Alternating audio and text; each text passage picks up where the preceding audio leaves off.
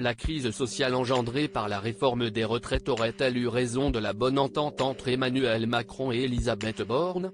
Depuis plusieurs semaines, les rumeurs vont bon train concernant de potentielles tensions entre le président de la République et sa première ministre.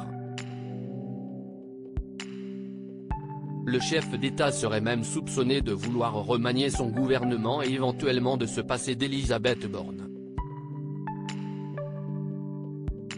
Il faut dire que l'actuel locataire de Matignon n'est pas au sommet de sa popularité, après avoir exaspéré les Français en ayant recours de façon répétée à l'article 49.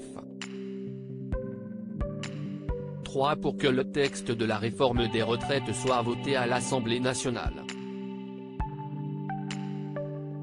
Interrogé sur ses relations avec le mari de Brigitte Macron ce dimanche 14 mai par le journal du dimanche, Elisabeth Borne a tenu à mettre les choses au clair et à faire taire les mauvaises langues. « Cela fait 6 ans que je suis aux côtés du président de la République », a-t-elle commencé, avant de poursuivre, « Chacun a sa personnalité, c'est certain. Mais nous avons des relations extrêmement fluides, car je partage totalement la vision qu'il a pour notre pays. » De quoi laisser supposer qu'elle ne serait pas encore tout à fait sur le départ et que ses relations avec Emmanuel Macron seraient toujours au beau fixe. Supérieur à Elisabeth Borne, Bruno Le Maire.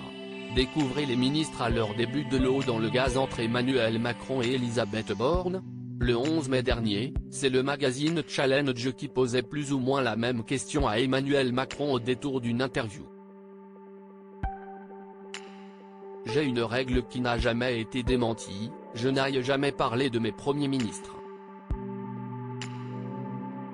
Je pense que si est sacro-saint dans la Ve République.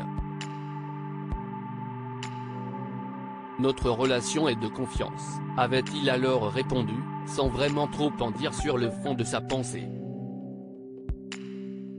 En réalité, le président ne serait pas tellement pressé de remanier et n'envisagerait donc pas de le faire avant l'été, comme le laissaient entendre plusieurs de ses proches dans le Canard enchaîné. Ce n'est pas le moment de faire la révolution, aurait-il glissé à son entourage, sans toutefois cacher son agacement face à certaines boulettes de ses ministres.